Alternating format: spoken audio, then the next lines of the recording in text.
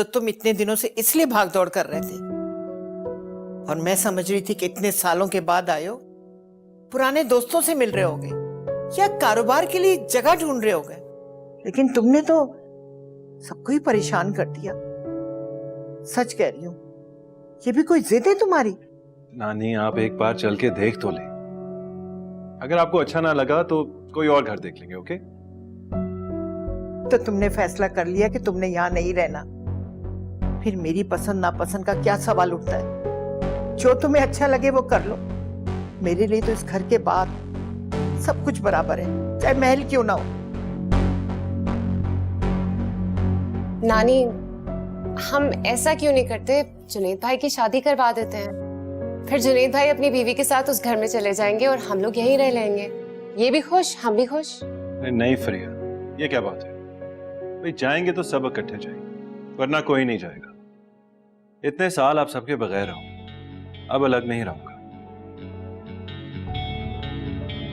शायद आप लोग मेरे साथ रहना ही नहीं चाहते। अरे नहीं नहीं जुनैद भाई, ऐसी कोई बात नहीं है। फरिया का वो मकसद नहीं था, वो तो नानी की वजह से कह रही है। जुनैद भाई, आपको मेरी बात बुरी तो नहीं लगी? I am really sorry. नहीं नहीं, इट्स ओके। बस ठीक है, अब खत्म करो ये टॉपिक। नानी नहीं जाना चाहती तो मैं डील कैंसिल कर देता हूँ।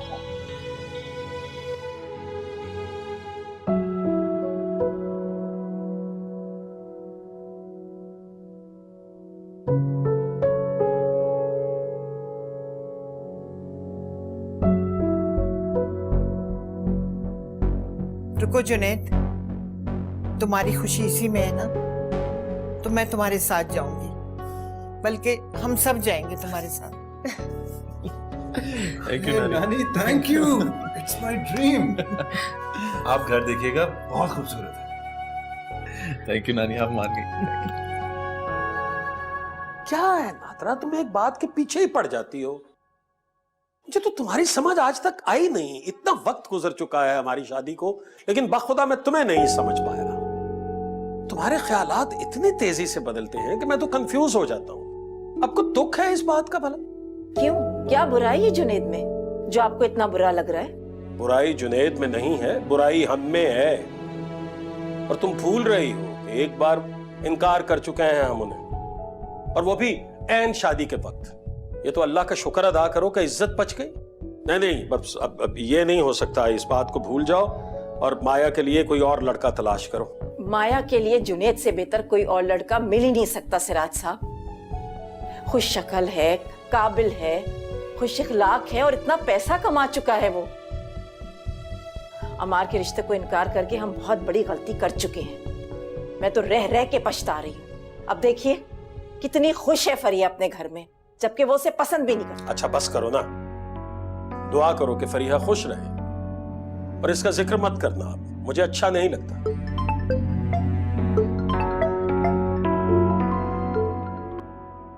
हाँ फरीहा, कैसी हो बेटा? हाँ हाँ, सब खैरियत। जुनैद भाई ने बहुत बड़ा और बहुत खूबसूरत घर खरीदा है। जी, हम सबको बहुत पसंद आया है, इसीलिए अब जुनैद भाई की ख्वाहिश पर हम लोग सब वहीं शिफ्ट हो रहे हैं। अच्छा, अरे वाह भाई, ये तो बहुत अच्छी खबर है। बस आप दुआ कीजिएगा कि नया घर हमारे लिए मुबारक साबित हो, हम सब खुश रहें वहाँ। अच्छा, नानी और अम्मार को, बल्कि जुनैद को भी मेरी तरफ से मुबारक देना। हाँ, अब आपने वादा करना है मुझसे, आप मिलने आएंगे ना वहाँ मुझसे? बल्कि मैं अम्मार से कहूंगी वो आपको लेने आ जाए। नहीं नहीं, हम लोग आएंगे, जल्दी आएंगे इंशाअल्लाह। बढ़िया। बड़े अब्बा, वो नानी आवाज दे रही है, मैं बाद में फोन करती हूँ। आप बड़ी अम्मी को मेरा सलाम कहिएगा। अल्लाह हाफिज। अच्छा बेटा, अच्छा, ख्याल रखना अपना। खुदा हाफिज। कितनी उम्र है माशाअल्लाह। जिक्र कर रहे थे, फोन आ गया। अरे नानी, आप क्या कर रही हैं? मुझसे कह देती, मैं कर देती हूँ आपकी पैकिंग। जीती रहो। वैसे जुनैद भाई ने बहुत खूबसूरत घर लिया, आपको बहुत पसंद आएगा। अल्लाह मुबारक करे वो घर तुम सबको। पर बेटा, मेरे लिए तो तुम तीनों से बढ़ के और कोई नहीं है। ये बड़ा घर मेरे लिए कोई मायने नहीं रखता। मैं तो तुम लोगों की खुशी के लिए इस घर से जा रही हूँ। जुनैद भाई वहाँ इतना अरसा अकेले रहे, इतने सालों बाद वापस आए हैं, अब उनको अकेला तो नहीं छोड़ सकते ना। लेकिन मैं एक वादा करती हूँ आपसे, अगर आपको वहां जाकर मजा नहीं आया ना, तो हम लोग जुनेद भाई की शादी करेंगे और वापस आ जाएंगे अपने इसी घर में। वो भी खुश, हम भी खुश। अब बस आप चलने की तैयारी करें। हाँ, वैसे भी इस घर को हम ऐसे ही बंद करके जा रहे हैं। जाहिर है नया घर है, नए घर में तो नया सामान आ रहा है ना, और फिर हम जब चाहे यहाँ आ सकते हैं। आ रहा नहीं, आ चुका है। आपको पता है जुनेद भाई ने सारी चीजें मेरी पसंद की हैं। आप देखेंगे ना, आपका दिल खुश हो जाएगा। वैसे फरिया, ये जुनेद की शादी वाली बात तुमने बहुत अच्छी की है। अब इस नेक काम में देर नहीं होनी चाहिए। बस अब तुम कोई अच्छी सी लड़की ढूंढो उसके लिए। मैं? हाँ बेटा, तुम।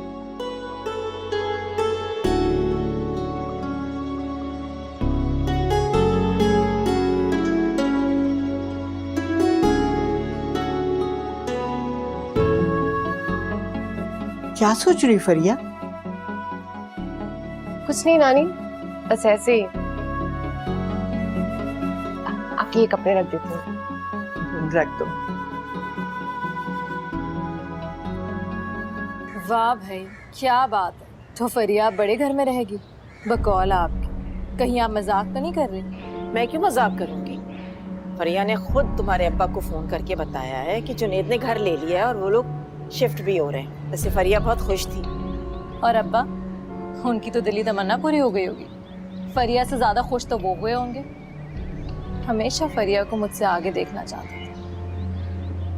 कभी माफ नहीं करूंगी मैं अब्बा को। क्या हो गया माया, तुम्हें बात कहाँ से कहाँ ले गई हो? बात फरिया की हो रही है।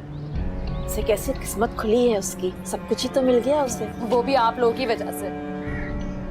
अगर शादी ना कराई होती ना, तो आज भी वो स्कूल की टीचरी कर रही होती। खैर ऐसी बात भी नहीं है, खानदान से एक दो रिश्ते तो आए थे उसके, लेकिन इतने अच्छे नहीं थे, इसलिए तुम्हारे अब्बा ने मना कर दिया। वहीं हो जाती उसकी शादी तो बेहतर होता, कम से कम उसका दिमाग तो ठिकाने पे रहता। खैर ये तो किस्मत की बात है, लेकिन सच बात यह है कि अगर तुम सलमान से शादी करने की बेवकूफ़ी ना करती ना, तो आज तुम्हारे पास भी सब कुछ होता। देख लेना, सलमान से ज्यादा अच्छा घर होगा जुनेद का, और एक एक चीज फरिया की पसंद से ली जा रही है उस घर में। सारा घर उसी ने सेट किया। फरिया की पसंद से?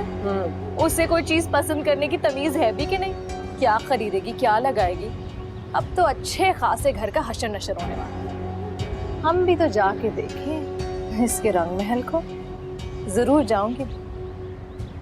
और हाँ, ये सलमान के ताने देने की मुझे जरूरत नहीं। जो बात खत्म हो गई उसको खत्म रहने दें। बता दीजिएगा कब जाना है फरिया से मिलने, उसका घर देख।